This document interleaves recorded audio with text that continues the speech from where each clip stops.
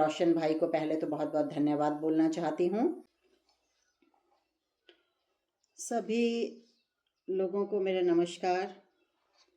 और आज मैं ये एक वीडियो बना रही हूँ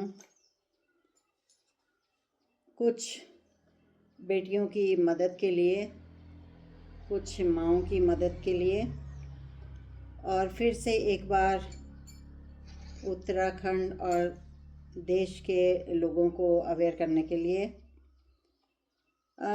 कल एक रात को मैंने वीडियो देखा, दीपिका नौटियाल है जो कि इंस्टाग्राम और फेसबुक पर अपील कर रही है भारत और विश्व भर में जो हमारे उत्तराखंडी भाई बहन हैं उनके लिए, कि उसके पिता सऊदी अरब में 2019 से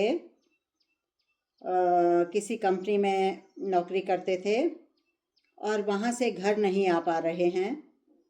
किसी कंपनी की गलती के कारण, वो शायद मुझे लगता है ट्रक चलाते थे और कंपनी की गलती थी कि ट्रक का इंश्योरेंस नहीं था और शायद कोई एक्सीडेंट हुआ होगा, तो इसके पिता को वहाँ रोक लिया गया।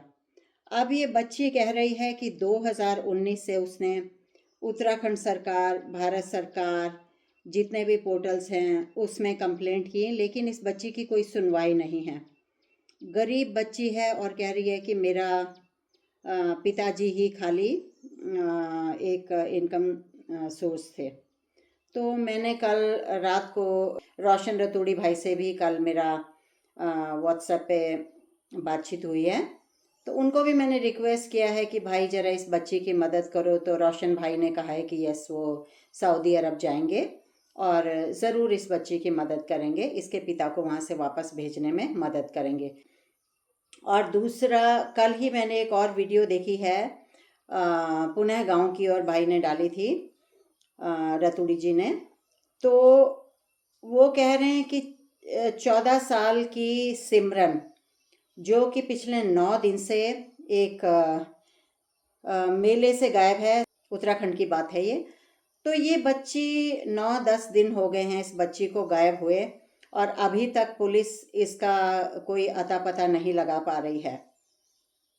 और तीसरा वीडियो कल मैंने भी एक रीपोस्ट किया है, एक मेजर साहब की बीबी हैं जो कि देश में जो हमारे सैनिक भाई हैं उनकी बीवियों के साथ में क्या क्या हो रहा है उसके बारे में उन्होंने कुछ बताया था। तो उस वीडियो के डालने के बाद ही बहुत सारे लोगों के मेरे को मैसेजेस आने शुरू हुए और मैं हैरान हूँ भारत के ये पुरुषों की जो गंदी मानसिकता है। पहली बात, ये महिलाओं को आगे बढ़ता नहीं देख सकते, इनके तकलीफ शुरू होती है।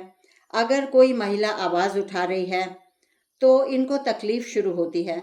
तो मैं ये पूछना चाहती हूँ ऐसे समाज के ठेकेदारों से कि क्या तुम्हारे अपने घर में अपनी माएँ नहीं हैं? क्या तुम्हारे अपनी बहनें नहीं हैं? और या क्या तुम्हारे घर में अपनी बेटियां और अपनी बीवियां नहीं हैं?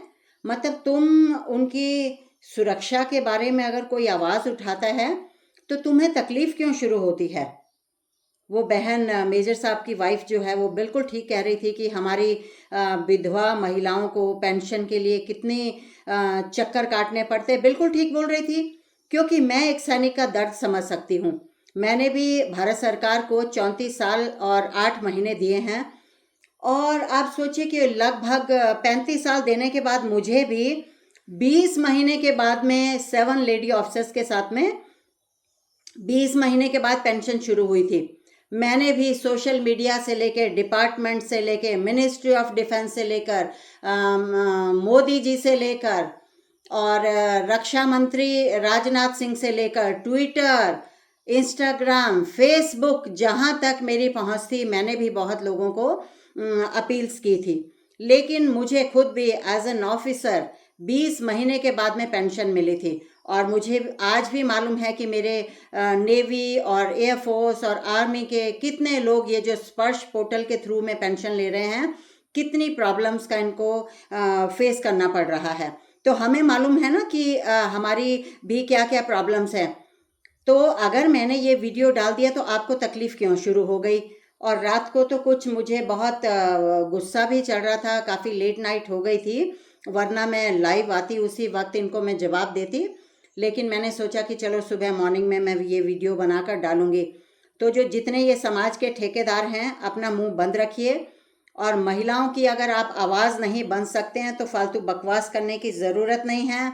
मैं देश की हर बेटी, हर माँ, हर उस महिला की आवाज़ हूँ जिसको इस देश में, इस प्रदेश में, उत्तराखंड में कोई भी प्रॉब्लम हो रही है, मैं उसकी आवाज़ हूँ।